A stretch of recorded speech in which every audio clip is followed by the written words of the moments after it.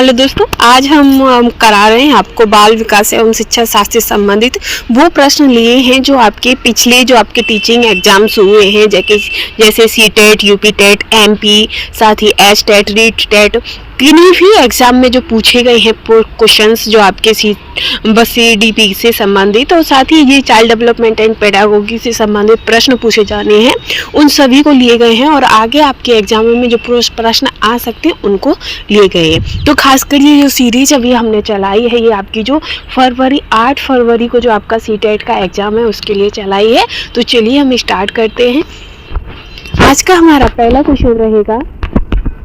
Question है कि किस मनोवैज्ञानिक ने अपने 3.5 वर्षीय पुत्र पर अध्ययन किया था। तो पेस्टालॉजी जो थे, इन्होंने अपने 3 वर्षीय पुत्र पर अध्ययन किया था। फिर है कि निम्न में से विकास की विशेषता। तो विकास जो होता है वो गुणात्मक होता है। बालक का विकास होता है तो बालक का विकास सिर से पैर की ओर होता है। बालक में संस्कारों का विकास प्रारंभ होता है। तो बच्चों में जो संस्कारों का जो विकास होता है ये परिवार से स्टार्ट हो जाता है। विकास के संदर्भ में गलत। तो विकास जो है वो विशिष्ट से सामान्य की ओर नहीं बल्कि सामान्य से विशिष्ट की ओर होता है। खेल के मैदान में कौन सा विकास होता है। तो खेल के मैदान में सर्वांगीण विकास, जिसके अंतर्गत शारीरिक विकास, मानसिक विकास और सामाजिक विकास आता है। गर्भाधान काल की अवस्था नहीं है, तो जो शैशवावस्था है ये आपकी गर्भाधान काल की अवस्था नहीं है। गर्भ में संतान सर्वाधिक प्रभावित होता है तो माँ के पोषण से सबसे ज़्यादा प्रभावित होता है। मानव जीवन की मनोभौतिक एकता कहलाती है तो मन तथा शरीर का विकास। 2 से 5 वर्ष तक की आयु, तो ये आपकी शैशवावस्था कहलाती है। गर्भ में सर्वप्रथम निर्माण होता है तो बच्चे के सिर का निर्माण होता है। बालक के सिर एवं मस्तिष्क का सर्वाधिक विकास किस अवस्था में होता है। तो सिर व मस्तिष्क का जो विकास है वो शैशवावस्था में होता है। जन्म के समय शिशु के शरीर में हड्डियां होती हैं। तो जन्म के समय शिशु के शरीर में 270 हड्डियां होती हैं। बीजावस्था, तो बीजावस्था 0 से 2 सप्ताह होता है। बालक अपनी माँ को पहचानना प्रारंभ कर देता है तो 3 माह में। बालक जमीन पर से अपनी पसंद की वस्तु को उठा लेता है तो इसके अनुसार उस बालक की आयु 8 से 9 महीने का बच्चा होगा। फिर है कि बालक के जन्म के समय शिशु के मस्तिष्क का भार 350। सीखने का आदर्श काल माना जाता है तो शैशवावस्था। कल्पना जगत में विचरण होता है तो शैशवावस्था व किशोरावस्था का कल्पना जगत में विचरण होता है। बालक मुख्य रंगों की पहचान कर लेता है तो 5 वर्ष का बच्चा मुख्य रंगों की पहचान कर लेता है। मिथ्या परिपक्वता का काल कहा जाता है तो बाल्यावस्था को। छोटे छोटे वाक्यों को बोलना व 3 पहियों की साइकिल चलाना यह कार्य किस अवस्था में होता है तो शैशवावस्था में। कार्ल सी गैरिसन ने किस विधि का अध्ययन किया है तो लंबात्मक विधि का अध्ययन किया है। निम्न में से किस घटना की ओर बालक सर्वप्रथम आकर्षित होना प्रारंभ होता है तो प्रकाश की ओर। बालक बालिकाओं की सर्वाधिक समायोजन करना पड़ता है तो व्यय संधि में सबसे ज़्यादा समायोजन करना पड़ता है। बालक की जिज्ञासा को किया जा सकता है तो शांत। सीखना है एक जटिल मानसिक प्रक्रिया। सीखना जो है वो एक जटिल मानसिक प्रक्रिया होती है। भारत में बाल विकास की शुरुआत 1930 में। विकास प्रारंभ होता है तो गर्भावस्था में। बालिकाओं की लंबाई किस अवस्था में बालकों से अधिक होती है तो बाल्यावस्था में। दिवा स्वप्न एवं भाषा के कूटकरण की आवश्यकता, तो ये आपकी किशोरावस्था है। इसी के साथ विकास के संबंध में सही कथन है तो विकास संपूर्ण पक्षों में होने वाला परिवर्तन होता है। विकास केवल एक ओर न होकर चारों ओर से होता है। ये सिद्धांत आपका वर्तुलाकार सिद्धांत पर आधारित है। जन्म के समय नवजात शिशु रोता है तो वातावरण में परिवर्तन के कारण रोता है। शैशवावस्था के अंत में किस ग्रंथि के प्रभाव के कारण बालिकाएं अपने पिता के प्रति श्रद्धा भाव करती हैं तो वो इलेक्ट्रा। फिर है कि क्लार्क और विर्च ने नर चिंपैंजी के शरीर में स्त्री हार्मोन्स प्रवेश कराए थे। ठीक, बालक का विकास वंशानुक्रम वातावरण का गुणनफल होता है। जीवन का सबसे कठिन काल किशोरावस्था। बालक के अस्थायी दांतों की संख्या कितनी होती है तो 20 होती है। महिलाओं के जनन कोष में अर्थात अंडाणु में निम्नांकित में से पाया जाता है तो एक्स गुणसूत्र। आनुवांशिकता से तात्पर्य निम्नलिखित में से किनसे होता है तो गुणसूत्र तथा जीन्स से होता है। फिर पुरुषों में सामान्य यौन गुणसूत्र होते हैं तो XY। जन्म के समय बालक का भार 6 से 8 पौंड होता है। और फिर आनुवांशिकता के वास्तविक निर्धारक होते हैं तो गुणसूत्र होते हैं।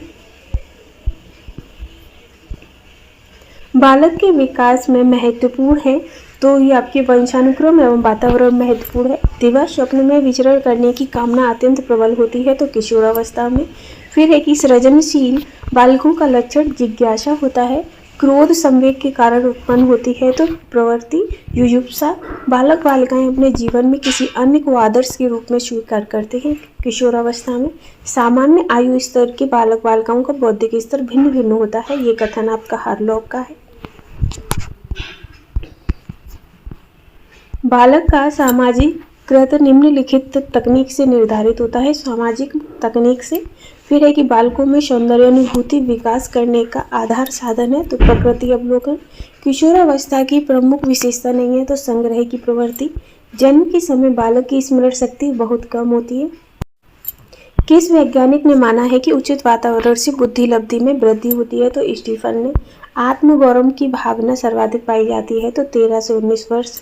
चरित्र निर्माण में निम्नांकित कारक सहायक नहीं है तो निर्देश। बालक का शारीरिक मानसिक सामाजिक और संवेगात्मक विकास किस अवस्था में पूर्णता को प्राप्त करता है तो किशोरावस्था में। किस आयु के बालक के समय दिन दिनांक एवं क्षेत्रफल संबंधी अवबोधन का विकास होता है तो 9 वर्ष के बालक में। उत्तर बाल्यावस्था का समय कब है समय काल तो 6 से 12 वर्ष की जो अवस्था होती है ये उत्तर बाल्यकाल। जिस आयु में बालक की मानसिक योग्यता का लगभग पूर्ण विकास हो जाता है तो वो 14 वर्ष। निम्नांकित अवस्था में प्राय बालकों का आकर्षण समलिंगी के प्रति होता है तो बाल्यावस्था में। बालक के सामाजिक विकास में सबसे महत्वपूर्ण कारक वातावरण का है। लड़कियों के बाह्य परिवर्तन किस अवस्था में होने लगता है तो किशोरावस्था में। भाषा विकास के क्रम में अंतिम क्रम या सोपान तो भाषा विकास की पूर्ण अवस्था। भाषा विकास के विभिन्न अंग कौन से हैं तो अक्षर ज्ञान, सुनकर भाषा समझना, ध्वनि उत्पन्न करके बोलना। साथ ही विकासात्मक बाल मनोविज्ञान के जनक कौन है तो जीन प्याजे। संवेगात्मक स्थिरता का लक्षण समायोजित। लैमार्क ने अध्ययन किया है तो वंशानुक्रम का। संवेग शब्द शाब्दिक अर्थ क्या है तो उत्तेजना या भावों में उथल पुथल। बालक के समाजीकरण का प्राथमिक घटक परिवार। फिर इनमें से कौन सा बाल विकास का सिद्धांत है तो बाल विकास परिपक्व तथा अनुभव के बीच अन्योन्य क्रिया की वजह से घटित होता है। निम्नांकित में से वांछनीय संवेग तो दगा जो है ये आपका वांछनीय संवेग है। प्राकृतिक चयन के सिद्धांत का संबंध डार्विन से है। वह अब शिक्षा जो है वो बाल केंद्रित हो गई है। पैतृक गुणों के हस्तांतरण के सिद्धांतों को स्पष्ट किया है मेंडल ने। बालक की अभिवृद्धि जैविकीय नियमों के अनुसार होती है ये क्रोगमैन ने कहा है। निम्न में से मनोवैज्ञानिक नहीं है तो जो सुकरात है ये आपके मनोवैज्ञानिक नहीं है। निम्न में से जो मानव को सबसे अधिक प्रभावित करता है तो वो वंश परंपरा है तथा वातावरण। प्रकृति पालन पोषण वाद विवाद के संदर्भ में निम्नलिखित कथनों में से कौन सा आपको उपयुक्त प्रतीत होता है तो वंशानुक्रम तथा परिवेश अभिन्न रूप से एक दूसरे से गुथे हुए हैं और दोनों विकास को प्रभावित करते हैं। साथ ही एक अध्यापिका यह सुनिश्चित करना चाहती है कि उसके विद्यार्थी आंतरिक रूप से प्रेरित है। इस संदर्भ में वह करेगी तो क्या करेगी कि अंतिम परिणाम पर ध्यान न देने के बजाय व्यक्तिगत रूप से बच्चों के अधिगम की प्रक्रिया पर ध्यान देना।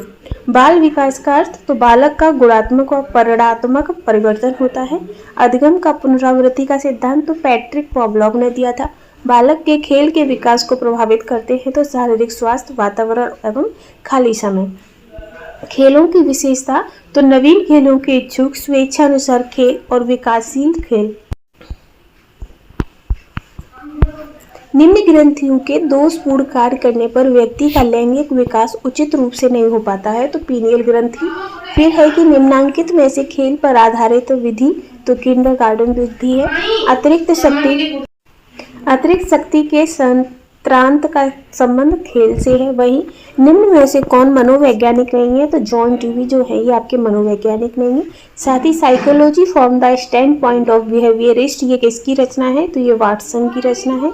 ए डिक्शनरी ऑफ साइकोलॉजी पुस्तक जो है ये आपकी जेम्स ड्रेवर ने लिखी है।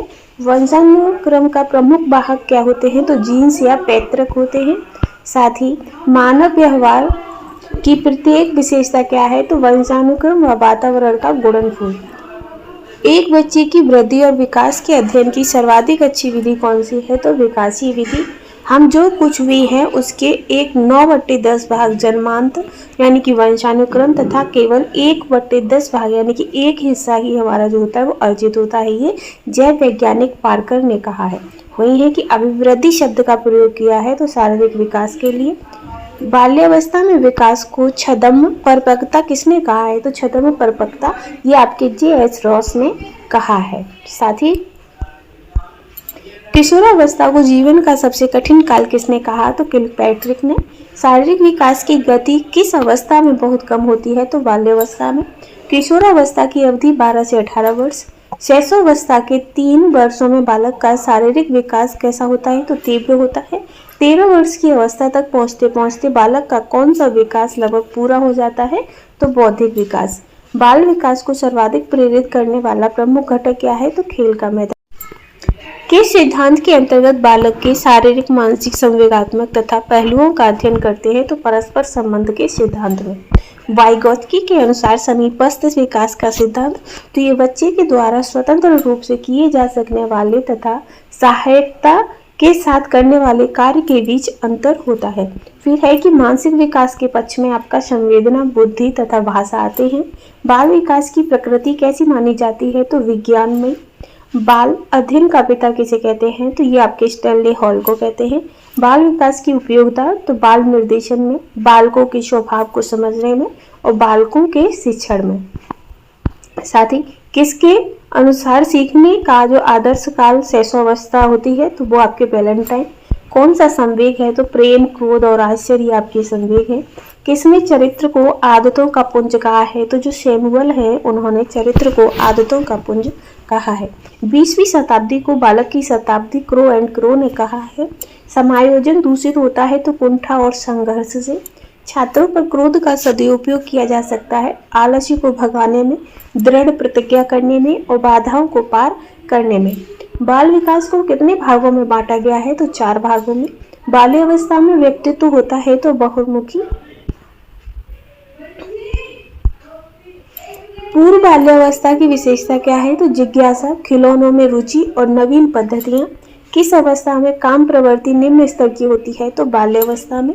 किशोरावस्था को शैशवावस्था का पुनर्वर्तन किसने कहा है? तो जॉनसन ने। कॉलबर्ग के सिद्धांत की एक प्रमुख आलोचना क्या है? तो कॉलबर्ग ने प्रस्ताव किया कि नैतिक तार्किकता विकासात्मक है। 4-5 शब्दों के सरल वाक्य बोलने की लगभग अवस्था, तो 3 वर्ष की जो बच्ची होती है वो 4-5 शब्दों को सरल भाषा में बोलने लगते हैं। मानसिक विकास की दृष्टिकोण से जीवन का सबसे महत्वपूर्ण काल शैशवावस्था होता है। वहीं गर्भस्थ शिशु में सांस लेने की प्रक्रिया किस सप्ताह से शुरू होती है? तो 16 सप्ताह से शुरू हो जाती है। फिर है कि ज्ञानेंद्रियों के विश्राम की अवस्था मानी जाती है, तो जन्म के 2 माह की जो अवस्था होती है वो आपकी ज्ञानेंद्रियों के विश्राम की अवस्था मानी जाती है। विवेचना रहित विचार की अवस्था, तो 4 से 7 वर्ष। बाल्यावस्था प्रतिद्वंदात्मक समाजीकरण कथन किसका है? तो ये किलपैट्रिक का है। प्राय बालक चलना किस अवस्था में सीख लेते हैं? तो जो बच्चे होते हैं वो आपके 11 से 12 महीने के बच्चे यानी कि 12 वर्ष के जो बच्चे होते हैं,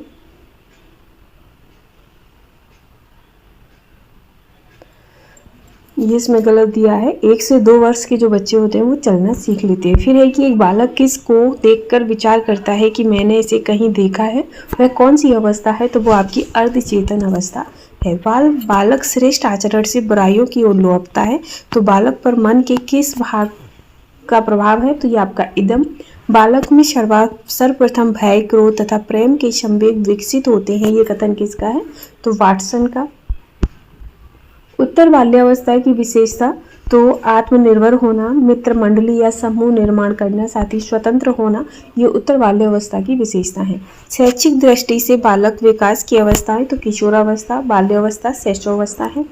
बाल विकास को सर्वाधिक प्रभावित करने वाले कारक, तो खेल कूद का मैदान है। 6 से 10 वर्ष के आयु वर्ग के बालकों की विशेषता, तो बालक स्वाभाविक एवं सक्रिय अधिगम करता होते हैं। निम्नलिखित कथनों में से कौन सा वाइगोत्स्की के द्वारा प्रस्तावित विकास तथा अधिगम के बीच संबंध का सर्वश्रेष्ठ रूप से सार प्रस्तुत करता है?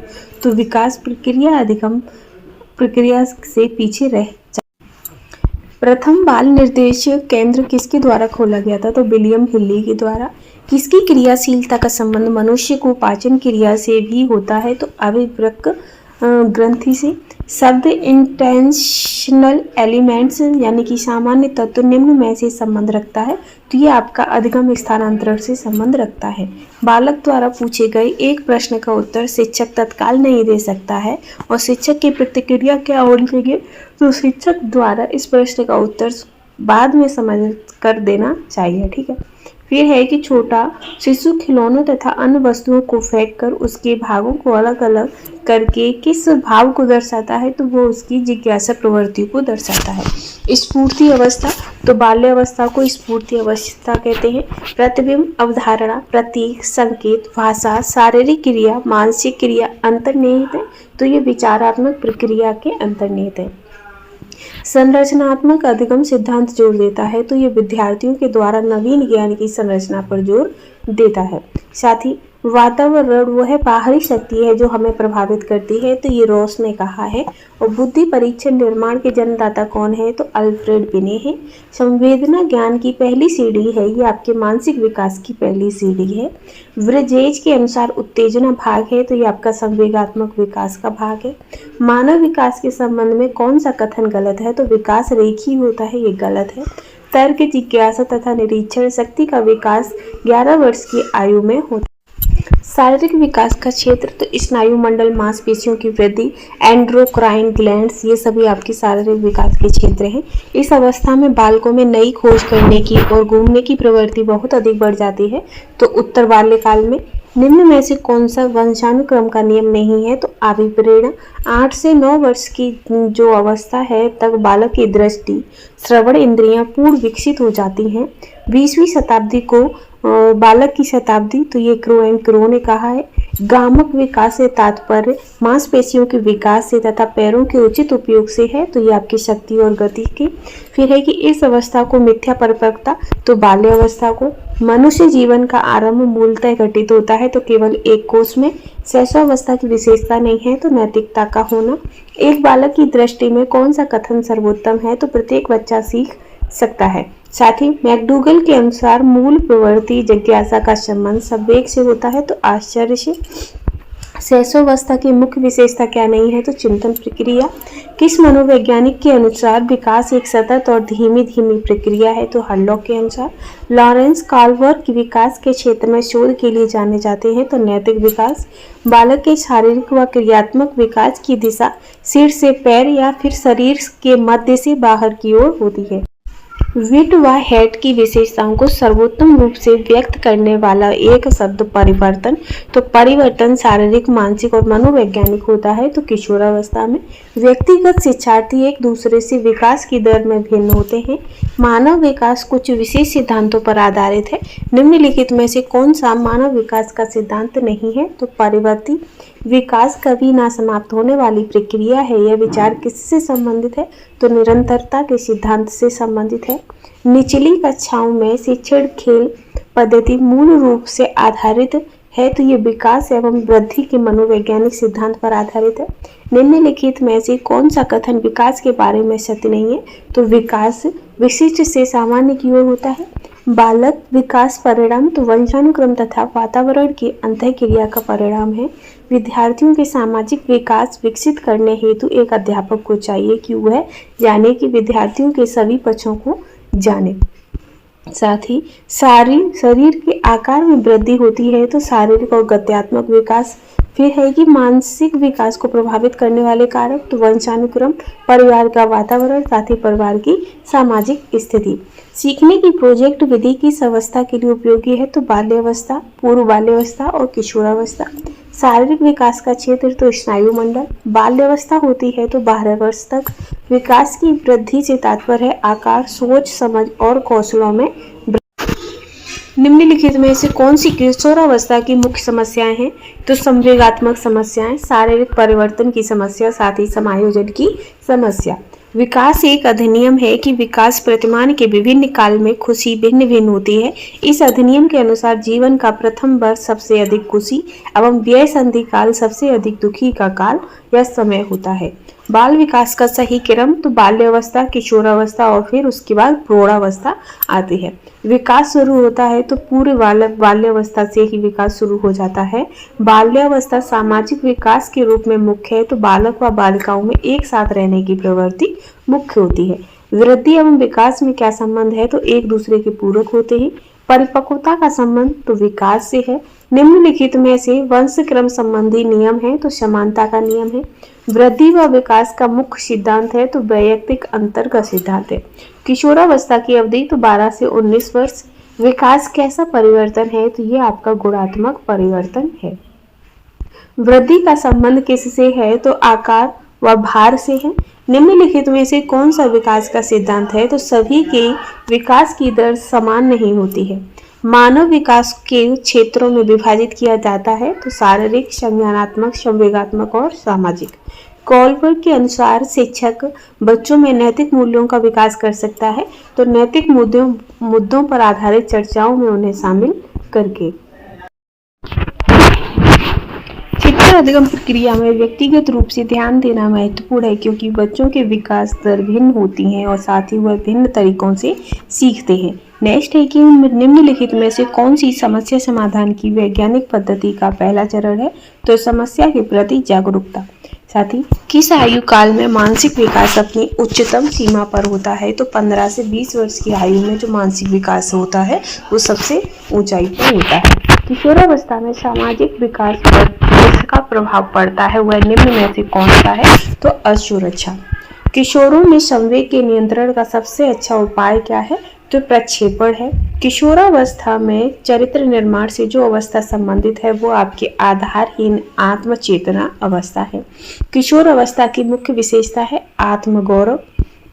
विकास व्यक्ति में नवीन विशेषताओं, योग्यताओं पर स्फुटित करता है। यह कथन हर लोग का है।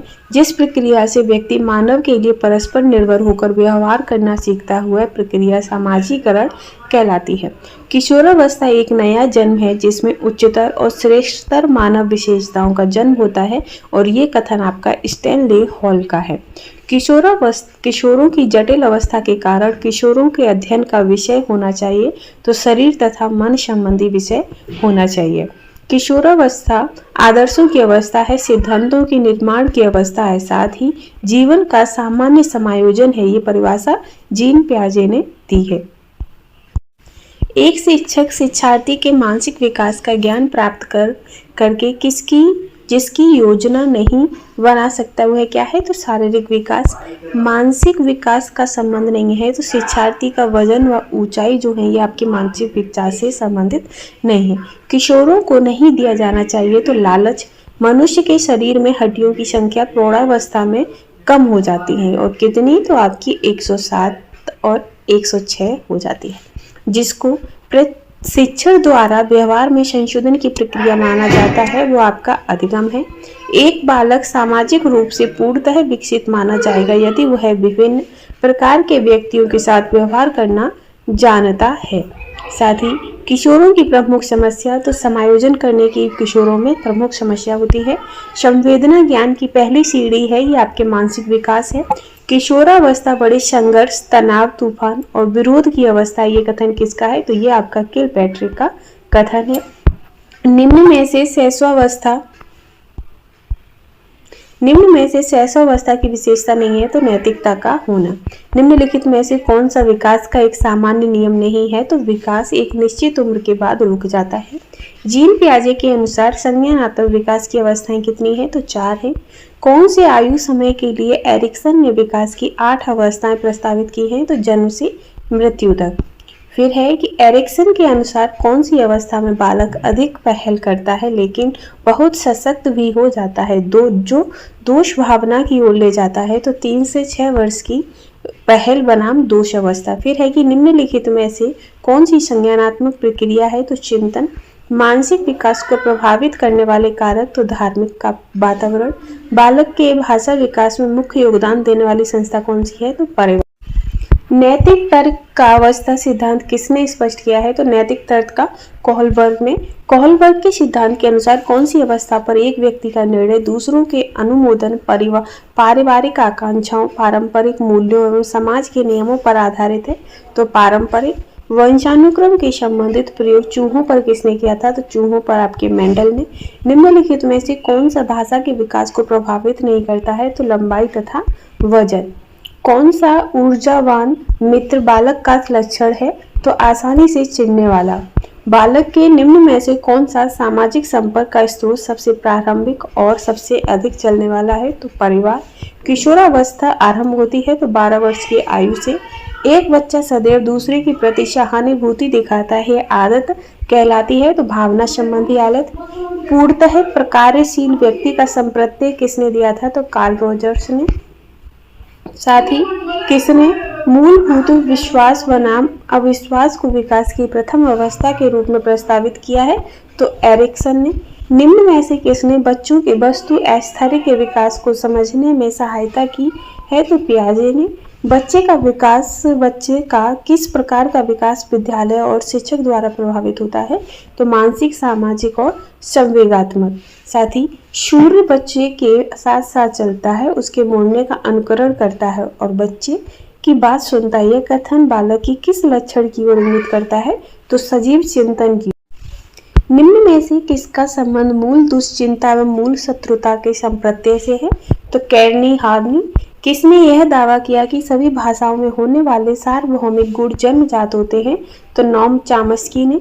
कक्षा 4 का एक बच्चा सदैव चिंतन और कुंठित रहता है तो आप स्वयं परामर्श की भूमिका का निर्वाह करेंगे। एक पूर्व विद्यालय बालक कहता है कि सूर्य आज उदास है। बालक निम्नलिखित में से किस संप्रदाय की अभिव्यक्ति कर रहा है? तो सजीव चिंतन की। फ्राइड के अनुसार निम्न में से कौन सी अवस्था बच्चे का ध्यान जननांगों की तरफ खींचती है? तो लैंगिक अवस्था। फिर है कि फ्राइड के अनुसार किस अवस्था में कामेच्छा सापेक्ष रूप से निष्क्रिय रहती है? तो प्रसुप्ति।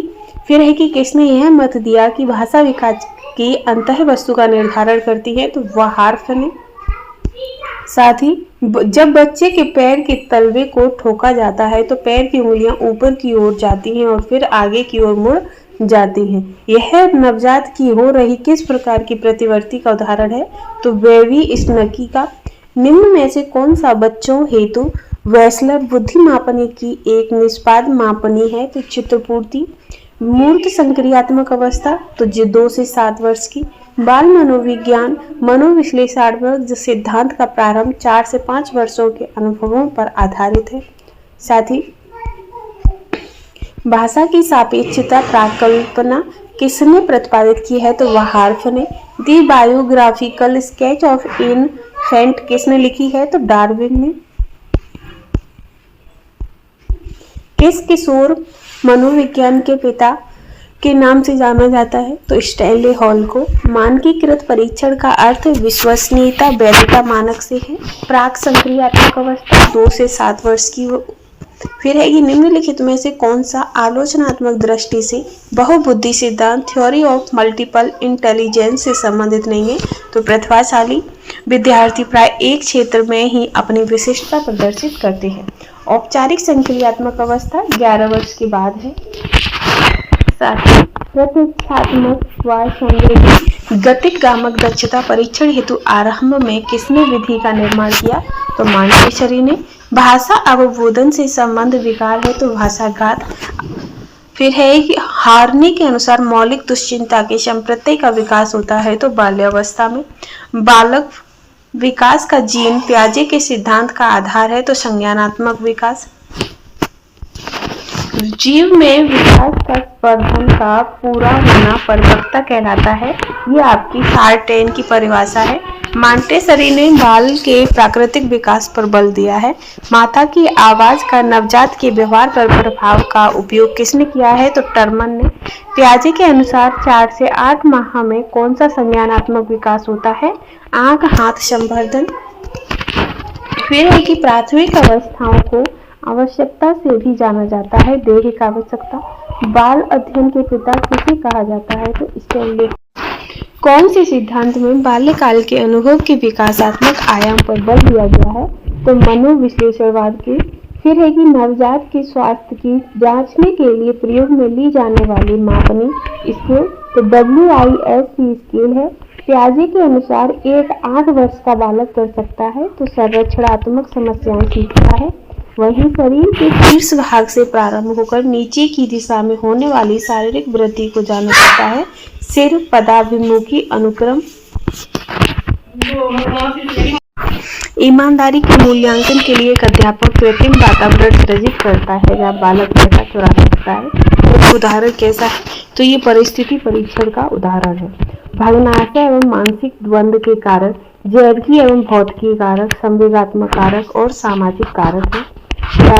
विचारों, भावनाओं तथा अभिव्यक्तियों का संयुक्त व्यक्ति उनके स्वयं के बारे में रखते हुए कहलाता है, तो वह स्व प्रत्यय कहलाता है। अवचेतन से प्रयुक्त व्यूह रचना जो अहम को दुश्चिंता से बचाती है वो रक्षा युक्ति कहलाती है। अंतःस्रावी ग्रंथियां व्यक्तित्व को प्रभावित करने वाली कैसी कारक हैं? तो ये आनुवांशिक कारक हैं। मनोविश्लेषणवाद के सिद्धांत का प्रतिपादन किसने किया है? तो सिगमंड फ्राइड ने किया है। निम्नलिखित में से किसने व्यक्तित्व विकास के सामाजिक अधिगम पर बल दिया? तो बंडूरा ने। रोसेट स्याही धब्बा परीक्षण का प्रयोग किया जाता है तो व्यक्तित्व मापन के लिए।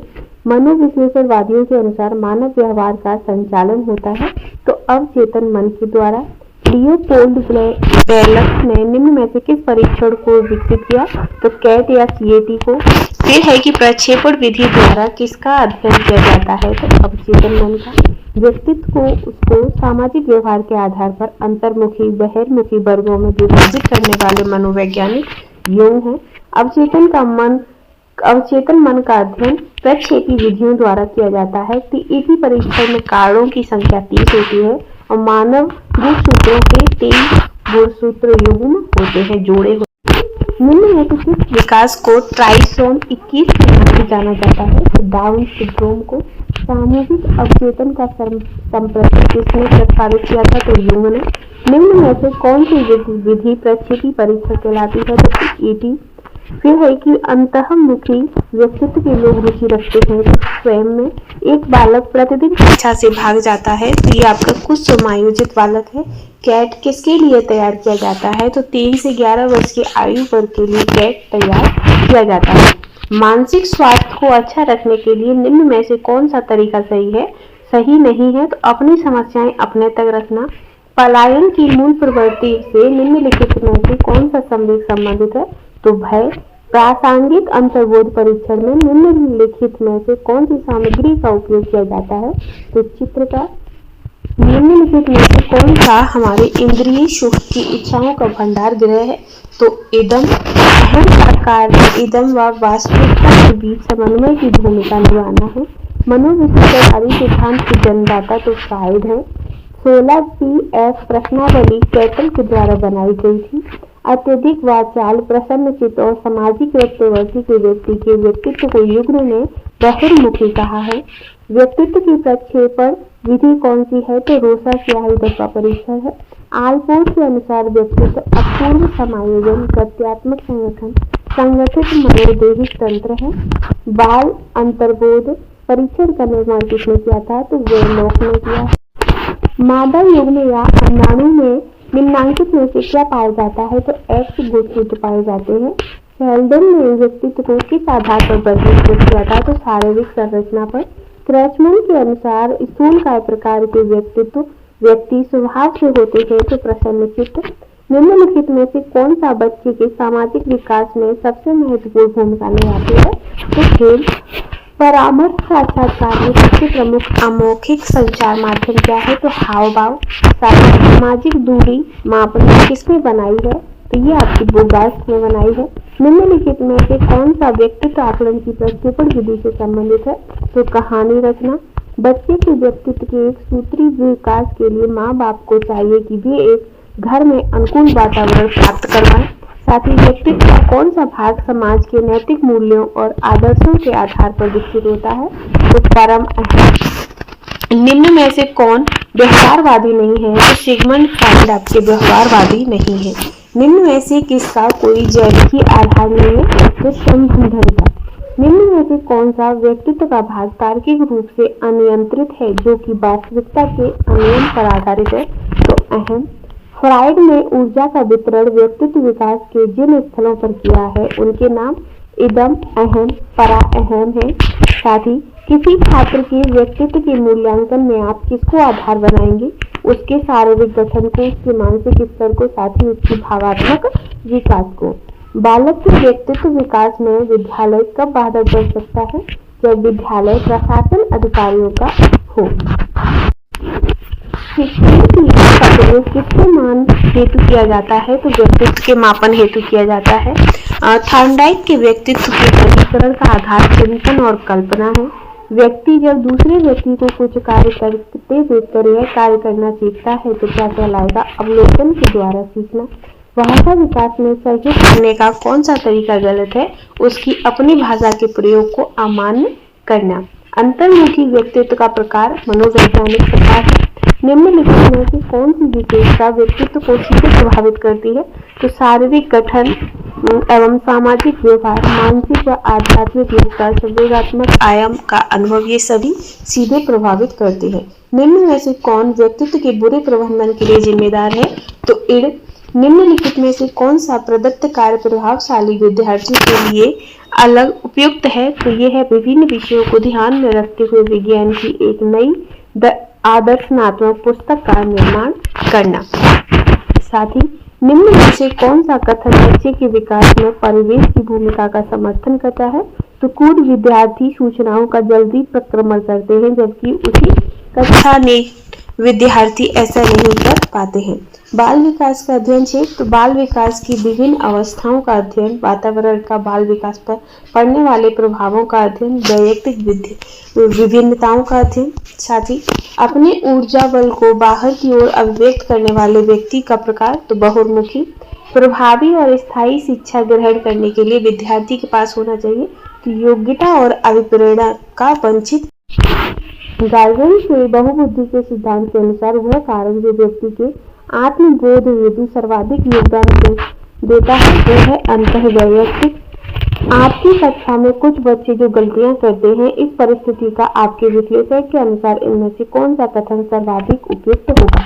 तो बच्चों ने अभी तक संकल्पनात्मक स्पष्टता प्राप्त नहीं की है तथा आपको अपनी शैक्षणिक विधि पर चिंतन करने की आवश्यकता है। वही है कि बहुत तात्विक सिद्धांत किसने दिया है? तो थॉर्नडाइक ने दिया है। वे बालक जो अपनी आयु से एक दर्जा नीचे के बालक के लिए बनते गए कार्य को अच्छी तरह संपन्न नहीं कर सकते हैं, उन बालकों को पिछड़े बालकों की श्रेणी में रखा जाएगा। वे बालक जिन्हें अध्यापक के प्रयासों एवं अभिप्रेरणा के माध्यम से सामान्य बालक की श्रेणी में लाया जा सकता है, वो पिछड़े बालक। किसने कहा कि बुद्धि सीखने की योग्यता है? तो बकिंघम ने कहा कि बुद्धि सीखने की योग्यता है। गैरेट ने बुद्धि के कितने प्रकार बताए हैं? तो 3। निम्न में से बुद्धि के कौन से सिद्धांत है? तो 1 खंड का सिद्धांत, 2 खंड सिद्धांत और 3 खंड सिद्धांत, ये बुद्धि के सिद्धांत है। वस्तुओं के संग्रहण काल 7 से 11 वर्ष। बालक में अमूर्त चिंतन का जो विकास है वो 11 से 15 वर्ष। बुद्धि के प्रति दर्श सिद्धांत का प्रतिपादन थॉमसन ने। अशाब्दिक सामूहिक परिचय, आर्मी वीटा परिचय। एक बालक की बुद्धि लब्धि 85 है तो वह बालक मंद बुद्धि होगा। साथ ही बुद्धि का पदानुक्रमिक सिद्धांत का निर्माण किसने किया? वर्ल्ट व वर्नर ने। बुद्धि की त्रिविमीय संरचना किस मनोवैज्ञानिक ने प्रतिपादित की थी? तो गिलफर्ड ने।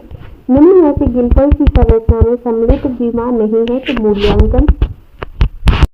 बुद्धि लब्धि शब्द सर्वप्रथम किया टर्मन ने। बुद्धि का बहुकारक या बहुतत्व किसने प्रतिपादित किया? थॉर्नडाइक ने। अल्बर्ट देश के निवासी थे, फ्रांस के। बुद्धि परीक्षणों का जन्मदाता होने को कहा जाता है। किस मनोवैज्ञानिक ने बुद्धि को असंख्य तत्वों से निर्मित बताया? थॉर्नडाइक ने। किस मनोवैज्ञानिक ने स्पीयरमैन के सामान्य कारक का खंडन किया है? तो थॉर्नडाइक ने। साथ ही बुद्धि के त्रितत्व सिद्धांत में स्पीयरमैन ने तीसरा तत्व जोड़ा, एक समूह तत्व जोड़ा है। बुद्धि का विभाजन किन वैज्ञानिकों ने किया है? तो थॉर्नडाइक और गैरेट ने। व्यक्ति अनोखे कार्य करता है जिससे समाज में उसकी पहचान बनती है, यह बुद्धि का कौन सा कारक है? तो विशिष्ट कारक है। इंजीनियर अपने कार्यालय में बैठकर किसी मकान का प्रारूप बनाता है, वह बुद्धि के किस रूप में है? तो अमूर्त बुद्धि, साथ ही अमूर्त विचारों के विषय में सोचने की योग्यता, तो तर्मन। अमूर्त बुद्धि में किनका प्रयोग अधिक किया जाता है? शब्दों का, अंकों का और प्रतीकों का। बुद्धि अमूर्त विचारों के बारे में सोचने की योग्यता है। टर्मन ने कहा है। गिलफोर्ड का बुद्धि संबंधी सिद्धांत त्रिआयामी सिद्धांत दिया है। हीरो के लिए हम दुखदाई करते हैं, वह शुद्ध स्वर को शुद्ध करते हैं, किंतु प्रतिभा का हम नाश कर देते हैं। ये जो कथन है ये के.एन. दत्त के द्वारा दिया गया है। 5 वर्षीय बालक की बुद्धि परीक्षा के आधार पर मानसिक आयु 8 वर्ष सिद्ध हुई तो वह बालक किस वर्ष में आएगा? तो यह आपका अति प्रखर विद्यार्थी होगा। शिक्षक की सबसे बहुमूल्य निधि क्या है? तो शिक्षक की जो सबसे बहुमूल्य निधि होती है वो होता है छात्रों का विश्वास। तो शिक्षक विद्यार्थियों के जीवन की वास्तविक कुमार होते हैं, जो ना सिर्फ उनके जीवन को आकार देते हैं बल्कि छात्रों में यह विश्वास जगाते हैं कि वे छात्र यानी कि शिक्षक के द्वारा बताई गई बातों का अनुसरण कर दुनिया के रंगमंच पर अवतरित हो सकते हैं और अपने आप को काबिल बना सकते हैं। अतः शिक्षक की सबसे बहुमूल्य निधि छात्रों का या उनकी जो क्लास के छात्र होते हैं उनका विश्वास होता है। आगे है कि परिकल्पना को बार बार परीक्षण करने से गलत नहीं पाया जाता है, तो वह एक है। तो वह एक क्या है? एक सिद्धांत हो जाता है। जैसे कि सिद्धांत के साथ प्रतियोगी अनुभव जुड़ा होता है। किसी परिकल्पना को बार बार निरीक्षण व परीक्षण करने के बाद जब इस बात का भान हो जाता है कि यह परिकल्पना सार्वभौमिक रूप से सत्य है, तो ये सिद्धांत का रूप ग्रहण कर लेती है। फिर निम्नलिखित में से सबसे उपयुक्त शिक्षण विधि कौन सी है?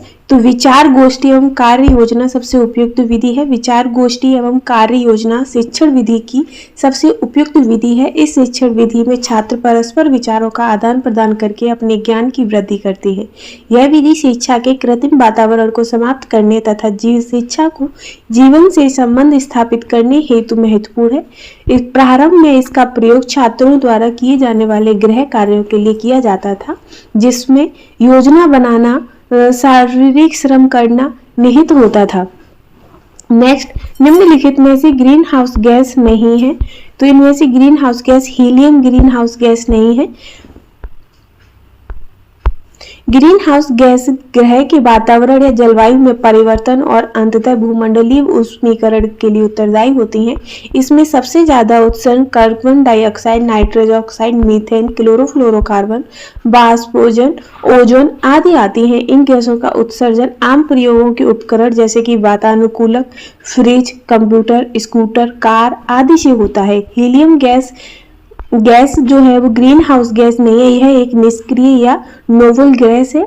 ध्वनि प्रदूषण का मापन किस इकाई द्वारा किया जाता है? तो ध्वनि प्रदूषण का मापन डेसिबल के द्वारा किया जाता है। ध्वनि प्रदूषण का मापन डेसिबल के द्वारा किया जाता है। 80 डेसिबल या इससे अधिक का शोर श्रवण शक्ति को स्थायी हानि पहुंचाने में सक्षम होता है। सामान्य श्रवण शक्ति वालों के लिए 20 से 30 डेसिबल ध्वनि प्राप्त होती है। 5 डेसिबल की ध्वनि अत्यंत मंद, 75 डीबी यानी डेसिबल साधारण तेज होती है और 95 अत्यधिक तेज और 120 से अधिक की ध्वनि कष्टदायक होती है। निम्नलिखित में से किस स्थलाकृति का निर्माण हिमानी द्वारा हुआ है? तो ये जो यू आकार की घाटी का जो निर्माण है वो हिमानी द्वारा निम्नलिखित स्थलाकृति में यू आकार की घाटी का निर्माण हिमनदों द्वारा होता है। इसका नामकरण अंग्रेजी वर्णमाला के अक्षर यू के आधार पर हुआ है, जिससे इस घाटी की आकृति मिलती है। अपरदन के कारण इनके दोनों किनारे काफी समांतर एवं अंतोर्ध्य ढाल वाले बन जाते हैं। जलप्रपात एक प्रमुख प्रवाही जल कृत अपरदनात्मक स्थल रूप है। वहीं वी आकार की घाटी का नामकरण अंग्रेजी वर्णमाला वी अक्षर के आधार पर किया गया है। इस आकार की घाटियों का निर्माण युवा नदियों के द्वारा होता है। जब नदियां निम्नवर्ती कटाव द्वारा अपनी तली को कम गहरा करती हैं तो वे वी आकार की घाटियों का निर्माण करती हैं। निम्न नदियों में से कौन सी नदी बंगाल की खाड़ी में गिरती है? तो स्वर्ण रेखा नदी बंगाल की खाड़ी में गिरती है और यह भारत के झारखंड राज्य में बहने वाली एक पहाड़ी नदी है। यह रांची नगर से 16 किलोमीटर दक्षिण पश्चिम में स्थित नगड़ी गांव में रानी चुआ नामक स्थान से निकलती है तथा बालेश्वर नामक स्थान पर बंगाल की खाड़ी में गिरती है। ताप्ती, नर्मदा और सिंधु नदियां अरब सागर में गिरती हैं। प्राथमिक कक्षा 5 पर्यावरण विज्ञान शिक्षक द्वारा दिए गए कार्य को समय से प्रस्तुत नहीं करता है, अतः सबसे उपयुक्त सुधारात्मक उपाय हो सकता है तो जो उसकी अनियमितताओं के कारणों को जानने कर उसे सही मार्गदर्शन कराना। मध्य प्रदेश में कौन सा शहर झीलों का शहर कहलाता है? तो झीलों का शहर भोपाल को कहते हैं। मध्य प्रदेश देश विदेश में पर्यटन स्थलों, खान पान, शिल्पकारी, बुनकरों आदि के लिए जाना जाता है। मध्य प्रदेश राज्य की ही राजधानी भोपाल है, जिसे झीलों का शहर कहा जाता है। लोअर लेक और अपर लेक जैसी दो सुंदर झीलों के कारण ही भोपाल को झीलों का शहर भी कहा जाता है। निम्न में से कौन सा यूरोप को अफ्रीका से अलग करता है? तो भूमध्य सागर यूरोप को अफ्रीका से अलग करता है। भूमध्य सागर पृथ्वी का एक सागर है जो कि उत्तरी अफ्रीका, यूरोप, अनातोलिया एवं मध्य पूर्व के बीच स्थित है। इसका क्षेत्रफल लगभग 25 लाख वर्ग किलोमीटर है, जो भारत के क्षेत्रफल का लगभग 3/4 है। यह अटलांटिक महासागर से जिब्राल्टर द्वारा जुड़ा है, जो केवल 14 किलोमीटर चौड़ा एक जल डमरू है। लाल सागर अफ्रीका एवं एशिया के बीच हिंद महासागर का एक नमकीन पानी की एक खाड़ी है। अंतर्राष्ट्रीय ओजोन दिवस तो ये 16 सितंबर को मनाया जाता है और ये जो है ओजोन परत के क्षरण हेतु जागरूकता के लिए मनाया जाता है। यूएनओ ने 19 दिसंबर 1994 को 16 सितंबर को international day of the preservation of ozone layer घोषित कर दिया था। यह तारीख मॉन्ट्रियल प्रोटोकॉल की यादगार तिथि के रूप में तय की गई। ओजोन दिवस 2016 का जो थीम था वो ozone and climate restored world United है। वहीं किसी खाद्य श्रृंखला में शाकाहारी होते हैं तो शाकाहारी आपके प्राथमिक उपभोक्ता होते हैं। किसी खाद्य श्रृंखला में शाकाहारी प्राथमिक उपभोक्ता होते हैं। उत्पादक हमेशा हरे पौधे होते हैं जो क्लोरोफिल की सहायता से प्रकाश संश्लेषण की क्रिया के द्वारा भोजन का निर्माण करते हैं। द्वितीयक उपभोक्ता मांसाहारी होते हैं। अपघटनकर्ता सड़े गले पदार्थों से ऊर्जा प्राप्त करते हैं, जैसे मृतोपजीवी, कवक, जीवाणु। पारिस्थितिकी तंत्र के तत्वों के चक्रण को क्या कहते हैं? तो इसे जैव भू रासायनिक चक्र कहते हैं। प्रकृति में विभिन्न तत्व चक्रीय रूप से एक जीव से दूसरे जीव में स्थानांतरित होते हैं और पुनः प्रकृति में लौट आते हैं। इस प्रक्रिया को खनिज प्रवाह या चक्र जीव मंडल जैसे वायुमंडल, स्थलमंडल, जलमंडल में होते हैं। इसे ही जैव भू रासायनिक चक्र कहते हैं। निम्नलिखित ईंधनों में से कौन सा न्यूनतम पर्यावरणीय प्रदूषण उत्पन्न करता है? तो जो हाइड्रोजन है ये न्यूनतम पर्यावरणीय प्रदूषण उत्पन्न करता है। निम्नलिखित ईंधनों में से हाइड्रोजन न्यूनतम पर्यावरणीय प्रदूषण उत्पन्न करता है, जबकि डीजल, पेट्रोल, कोयला के जलने से हानिकारक गैसें निकलती हैं जो वातावरण को प्रदूषित करती हैं। हल्का होने के कारण गुब्बारों और वायु पोतों में हाइड्रोजन प्रयुक्त होता है तथा इसका स्थान अब हीलियम ले रहा है। संकटग्रस्त जंतु दैत्याकार पांडा पाया जाता है, तो ये चीन में पाया जाता है। संकटग्रस्त जंतु दैत्याकार पांडा चीन में पाया जाता है। पांडा को चीनी भाषा में जुयांग माओ या विशालकाय बिल्ली भालू कहते हैं। ये चीन के बांस के जंगलों में और तिब्बत के हिमालय पर्वतों के ढलानों के पेड़ों पर रहते हैं। आज पांडा विश्व वन्यजीव कोष WWF द्वारा अंतर्राष्ट्रीय स्तर पर संरक्षित प्रजातियों में से एक है। वहीं निम्नलिखित किस गैस के कारण भोपाल गैस त्रासदी हुई थी? तो मिथाइल आइसोसाइनेट के द्वारा भोपाल गैस त्रासदी हुई थी। भारत के मध्य प्रदेश राज्य के भोपाल शहर में 3 दिसंबर 1984 को एक भयानक औद्योगिक दुर्घटना हुई। इसे भोपाल गैस कांड या भोपाल गैस त्रासदी के नाम से जाना जाता है। भोपाल स्थित यूनाइटेड कार्बाइड नामक कंपनी के कारखाने से एक जहरीली गैस का रिसाव हुआ, जिसमें लगभग 15,000 से अधिक लोगों की जान चली गई तथा बहुत सारे लोग अपंगता से लेकर अंधेपन के भी शिकार हुए। भोपाल गैस कांड में मिथाइल आइसोसाइनेट नामक जहरीली गैस का रिसाव हुआ था और chlorofluorocarbon, carbon dioxide, nitrogen oxide ये तीनों ही ग्रीन हाउस गैसें हैं। किस देश में क्रिसमस का त्योहार गर्मियों में मनाया जाता है? तो ऑस्ट्रेलिया में क्रिसमस का त्योहार गर्मियों में मनाया जाता है 25 दिसंबर। इसका कारण यह है कि ऑस्ट्रेलिया दक्षिणी गोलार्ध में स्थित है और दिसंबर का महीना ऑस्ट्रेलिया में गर्मियों का पहला महीना होता है। ऑस्ट्रेलिया में गर्मी 1 दिसंबर से लेकर 29 फरवरी तक होती है और क्रिसमस ईसा मसीह के जन्म की खुशी में मनाए जाने वाला पर्व है और इससे लगभग संपूर्ण विश्व में अवकाश रहता है। यह 25 दिसंबर को पड़ता है। गिर वन्यजीव अभयारण्य निम्न में से किस वन्यजीव का संरक्षण करता है? तो शेर का करता है। गिर वन्यजीव अभयारण्य भारत के गुजरात राज्य में लगभग 1424 वर्ग किलोमीटर में फैला है। इसमें जंगली शेरों का संरक्षण किया जाता है। इसके अतिरिक्त इस वन्य अभयारण्य में पुष्प और जीव जंतुओं की प्रजातियां मिलती हैं। यहाँ स्तनधारियों की 30 प्रजातियां, सरीसृप वर्ग की 20 प्रजातियां पाई जाती है। दक्षिण अफ्रीका के अलावा विश्व का यही ऐसा इकलौता स्थान है जहाँ शेरों को अपने प्राकृतिक आवास में रहते हुए देखा जा सकता है। निम्नलिखित में से कौन सी प्राकृतिक वनस्पति मरुस्थलीय प्रदेशों में पाई जाती है? तो कैक्टस मरुस्थलीय प्रदेशों में पाई जाती है। यह सुपुष्प वनस्पति का एक जैव वैज्ञानिक कुल है जो अपने मोटे फूले हुए तनों में पानी बटोरकर शुष्क व रेगिस्तानी परिस्थितियों में जीवित रहते हैं। इसके पत्ते कांटों के रूप में परिवर्तित हो जाते हैं ताकि वाष्पोत्सर्जन की दर कम हो सके, जिससे जल का ह्रास कम हो सके। ग्रीन मफलर क्या है? तो ग्रीन मफलर ये ध्वनि प्रदूषण होता है। ग्रीन मफलर अधिक आबादी वाले ध्वनि प्रदूषण वाले क्षेत्र जैसे सड़कों के किनारे, औद्योगिक क्षेत्रों, रोजमार्गों के आसपास के रिहायशी इलाकों में 4 से 6 पंक्तियों में वृक्षारोपण कर ध्वनि प्रदूषण को कम करने की एक तकनीक है, ताकि घने पेड़ ध्वनि प्रदूषण को कम कर सके, क्योंकि पेड़ ध्वनि को फिल्टर करते हैं और इसे नागरिकों तक पहुंचने से रोकते हैं।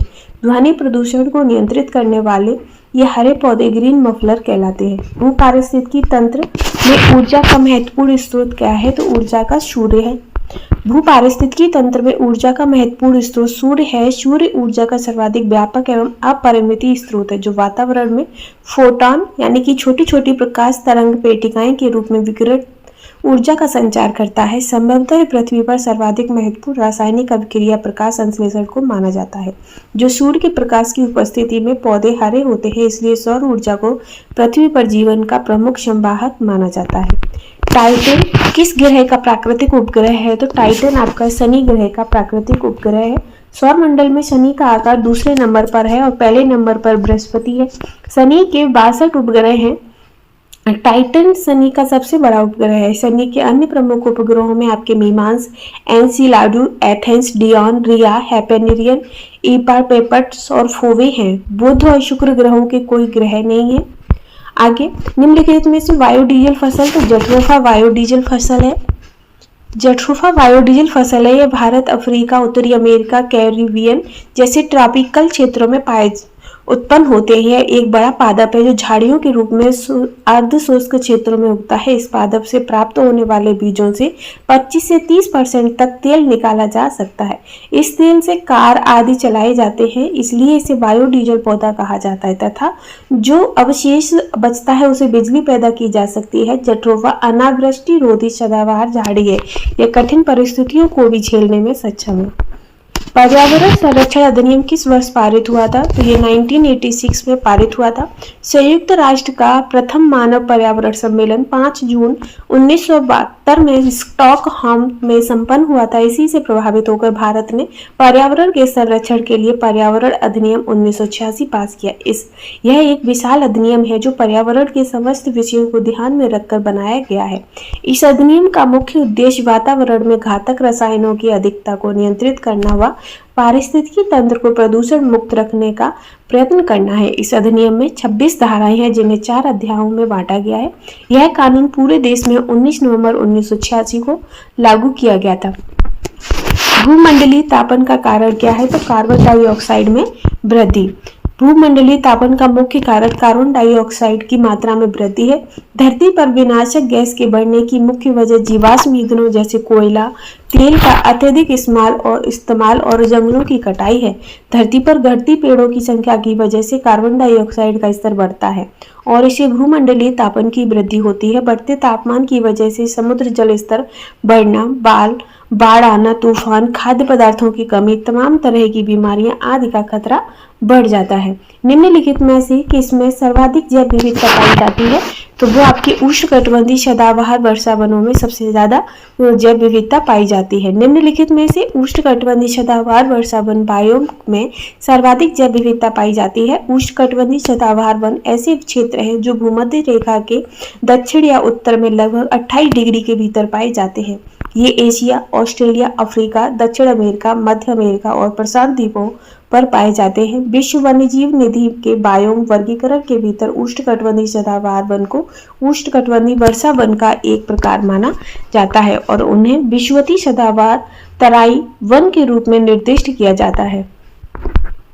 निम्नलिखित में से किस मृदा का निर्माण लावा के द्वारा होता है? तो काली मिट्टी का जो निर्माण है वो लावा के द्वारा होता है। काली मिट्टी का निर्माण ज्वालामुखी से निकलने वाले लावा से होता है।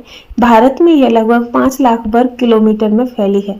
महाराष्ट्र में इस मिट्टी का सबसे अधिक विस्तार। इस मिट्टी में चूना, पोटास, मैग्नीशियम, एल्यूमिनियम और लोहा पर्याप्त मात्रा में पाया जाता है। यह बहुत ही उपजाऊ है और कपास के लिए सब प्रसिद्ध है, इसीलिए इसे कपास वाली मिट्टी काली मिट्टी कहते हैं। इस मिट्टी में नमी को रोके रखने की प्रचुर शक्ति है, इसीलिए वर्षा कम होने पर भी सिंचाई की आवश्यकता नहीं पड़ती है। वायुमंडल की कौन सी परत प्रकाश की पराबैंगनी किरणों को पृथ्वी की सतह पर आने से रोकती है? तो वो समताप मंडल। गंगा एक्शन प्लान को लाने का उद्देश्य किस सुधार हेतु है? तो जल की गुणवत्ता के सुधार हेतु है।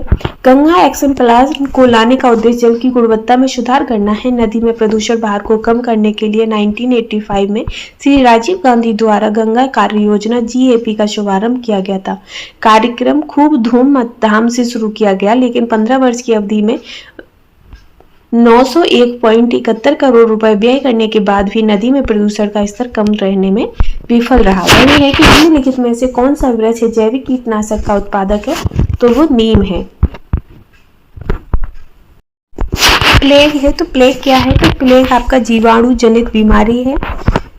प्लेग एक जीवाणु जनित बीमारी है, एक संक्रमण रोग है जो पास्टोरेला पेस्टिस नामक जीवाणु के कारण फैलता है। इससे मानव का फेफड़ा प्रभावित होता है और जो प्लेग रोग है ये इसका जो वाहक है वो चूहा है तथा इसका जो अन्य नाम है वो ब्लैक डेथ या ताउन या पेस्ट भी है। आदमी को यह रोग प्रत्यक्ष या संसर्ग तथा पिस्सू दंश से लगता है या तीव्र गति से बढ़ता है या कभी कभी निमोनिया का रूप धारण कर लेता है। गैसीय अपशिष्ट, तो गैसीय अपशिष्ट होते हैं जैसे लकड़ी, कोयला के जलने से निकलने वाला धुआं। गैसीय अपशिष्ट वे पदार्थ हैं जो किसी अन्य पदार्थ के अपशिष्ट या शेष होते हैं तथा गैसीय रूप में होते हैं तथा इसी पर्यावरण के प्रदूषण होता है जो मुख्यतः वायु प्रदूषण का कारण बनता है। गैसीय अपशिष्ट निम्न है जैसे कि लकड़ी, कोयले से जलने वाला धुआं, औद्योगिक क्षेत्रों की चिमनियों के धुआं, जंगलों में लगने वाली आग से निकलने वाला धुआं। निम्नलिखित में से कौन से पौधे दूर दूर प्रसारित होते हैं? तो कायिक जनन द्वारा जो वितरित होते हैं वो पौधे दूर दूर तक प्रसारित होते हैं। कायिक जनक एक अलैंगिक जनक क्रिया है तथा यह क्लोनिंग प्रक्रिया होती है। जब एक जीव लाभ लेता है और बगैर दूसरे को प्रभावित किए तो वह क्या कहलाता है? तो वह सहभोजी कहलाता है। सहभोजी, सहभागिता या सहभोजी यह दो विभिन्न जीव जातियों के बीच एक ऐसी अंतर्वृत्ति होती है जिसमें एक जंतु को तो इस संबंध से लाभ होता है किंतु दूसरे जंतु को कोई हानि नहीं होती है। उदाहरण, गैस्ट्रोपोड कवच में केकड़ा रहता है और कवच के ऊपर समुद्री एनीमो चिपकी रहती है। इसी प्रकार शार्क से कैट्रोमाइजोन चिपकी रहती है और व्हेलों से समुद्री वर्निकल चिपके रहते हैं। जब मोर सांप को खाता है, सांप कीड़े को खाता है और कीड़े हरे पौधों को खाते हैं तो मोर का पोषण तल क्या होगा? तो ये खाद्य पिरामिड के शीर्ष पर होगा। निम्न में कौन कायांतरित सेल का उदाहरण है? तो कायिक संगमरमर कायांतरित सेल का उदाहरण है। जब ज्वालामुखी क्रिया के फलस्वरूप तत्व मैग्मा बाहर निकलते हैं तो मैग्मा के संपर्क क्षेत्रों की चट्टानें रूपांतरित हो जाती हैं। इस प्रकार के रूपांतरण के कारण चूना पत्थर संगमरमर में परिवर्तित हो जाते हैं और चूना पत्थर अवसादी, तलछटी, परतदार चट्टानों द्वितीय उपभोक्ता तृतीय उपभोक्ता प्राथमिक इसमें कन्वर्ट हो जाते हैं। महासागरों में निम्न में से कौन सा लवण सर्वाधिक मात्रा में पाया जाता है? तो सोडियम क्लोराइड जो है वो सबसे ज्यादा पाया जाता है। जल H2O में सोडियम क्लोराइड की मात्रा 35 ग्राम प्रति लीटर होती है। सोडियम क्लोराइड सोडियम का एक अकार्बनिक यौगिक है। इसका रासायनिक सूत्र NaCl होता है जो 1:1 में सोडियम और क्लोराइड के आयन को दर्शाता है। वहीं राज्यसभा में होने वाली सभाओं की अध्यक्षता कौन करता है? तो उपराष्ट्रपति करते हैं। राज्यसभा भारतीय लोकतंत्र की ऊपरी प्रतिनिधि सभा है जिसमें 250 सदस्य होते हैं, जिनमें 12 सदस्य भारत के राष्ट्रपति द्वारा नामांकित होते हैं तथा अन्य 238 सदस्यों का चुनाव होता है। राज्यसभा के सदस्य 6 वर्ष के लिए चुने जाते हैं, जिनमें से 1/3 सदस्य 2 साल में सेवानिवृत्त होते हैं। भारत के उपराष्ट्रपति राज्यसभा के पदेन सभापति होते हैं। सभापति का कार्यकाल 5 वर्ष का होता है। उसका जो चुनाव है वो अप्रत्यक्ष निर्वाचन द्वारा किया जाता है। इसमें दोनों सदनों के सदस्य हिस्सा लेते हैं। निम्न में से किस मिट्टी का विस्तार भारत की सर्वाधिक क्षेत्र पर पाया जाता है? तो जलोढ़ मिट्टी का। जो शाकाहारी जंतु भोजन के लिए हरे पेड़ पौधों पर निर्भर होते हैं, जो प्रथम चरण के उपभोक्ता होते हैं। पर्यावरण शिक्षा में समस्या समाधान विधि का गुण है, तो वो है आपका सृजनात्मक विधि, लक्ष्य केंद्रित विधि और चयनात्मक विधि। ये सभी पर्यावरण शिक्षा में समस्या समाधान हेतु विधियां हैं। प्रक्षेपण विधि की सीमाएं, तो प्रक्षेपण विधि की जो सीमाएं हैं, तो इस विधि में प्रक्षेपण सूक्ष्मता से न करने पर प्राप्त परिणाम अधिक वैध एवं विश्वसनीय नहीं होते हैं। प्रक्षेपण विधि की सीमाओं में समस्या के चुनाव से परिणाम की वैधता निर्धारित करने के प्रत्येक स्तर पर इसकी उपयोगिता संदेह रहित होती है। इस विधि में प्रक्षेप सूक्ष्मता से न करने पर प्राप्त परिणाम अधिक वैध एवं विश्वसनीय नहीं होते हैं। इकोसिस्टम की सही परिभाषा, तो जीव समुदाय और उसके वातावरण का संतुलित तंत्र ही इकोसिस्टम कहलाता है।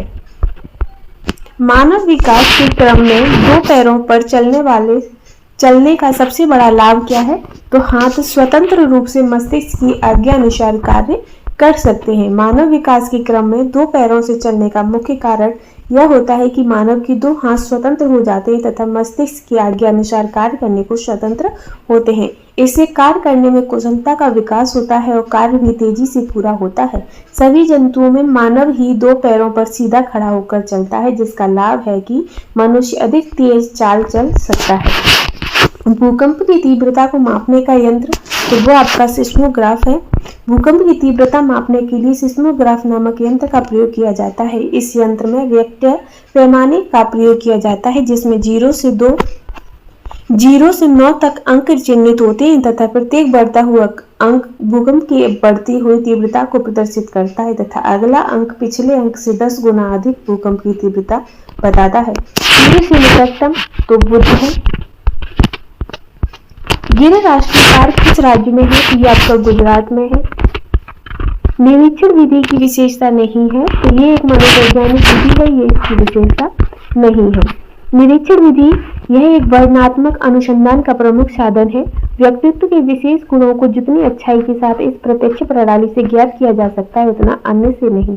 कक्षा में छात्रों के व्यवहार, समूह में उनकी स्थिति तथा उत्तेजना की प्रतिक्रिया को स्वाभाविक रूप से ज्ञात कर सकते हैं। पाठ्यक्रम सहगामी क्रियाओं के निरीक्षण द्वारा अनेक तथ्य प्राप्त किए जा सकते हैं। अवलोकन के इस अनुसंधान के लिए समस्या का चयन करते हैं। निम्नलिखित में से वाहिनी इन दोनों में से किसको आजकल पर्यावरण स्नेही माना जाता है? तो वो है संपीड़न प्राकृतिक गैस यानी कि CNG। किसी पारितंत्र में तत्वों का चक्र कहलाता है, तो भू रासायनिक चक्र कहलाता है। चिपको आंदोलन के प्रणेता तो सुंदरलाल बहुगुणा है। इंसुलिन की रासायनिक प्रकृति, तो ये आपकी प्रोटीन। पौधों में अर्धसूत्री विभाजन होते हैं, तो परागकोश में होते हैं। पौधों में अर्धसूत्री विभाजन परागकोश में होता है, जहां परागकण की क्रिया द्वारा निषेचन की क्रिया संपन्न होती है। वास्तव में अर्धसूत्रण एक विशेष प्रकार का कोशिका विभाजन है जो यूकेरियोट प्राणियों में लैंगिक जनन के लिए आवश्यक है। अर्धसूत्रण द्वारा युग्मक कोशिकाएं पैदा होती हैं। सभी जंतुओं तथा भूमि पर उगने वाले पौधों समेत अधिकांश जीवधारी में युग्मकों को अंड कोशिका तथा शुक्राणु कोशिका कहते हैं। जैविक समुदाय में प्राथमिक उपभोक्ता, तो वो आपके शाकाहारी होते हैं। ज्वर नियंत्रण में आमतौर पर सबसे अधिक प्रयोग की जाने वाली औषधि में पैरासीटामोल आती है। दही निर्माण हेतु कौन सूक्ष्म जीवी उत्तरदायी है?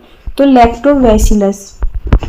मानव रुधिर वर्ग की खोज सर्वप्रथम किसने की थी? तो लैंड स्टीनर ने की थी। मानव रुधिर वर्ग की जो खोज है वो ऑस्ट्रेलिया के चिकित्सक कार्ल लैंड स्टीनर ने वर्ष 1901 में किया था। इन्होंने रुधिर वर्ग को 4 वर्गों में विभाजित किया, AB और AB O वर्ग, ए बी रुधिर वर्ग सर्वाग्राही, क्योंकि इसमें ए और बी दोनों प्रतिजन्य पाया जाता है परंतु एंटीबॉडी का अभाव होता है। ओ वर्ग सर्वदाता कहलाता है क्योंकि इसमें कोई भी एंटीजन नहीं होता है। प्याज, आलू, अदरक, तो ये आपके तना है। एक कोष की सूक्ष्म जीव कौन सा है, तो वो आपका पैरामीशियम होता है। निम्न में से कौन सा पादप उत्पाद साबुन का विस्थापन है, तो री था।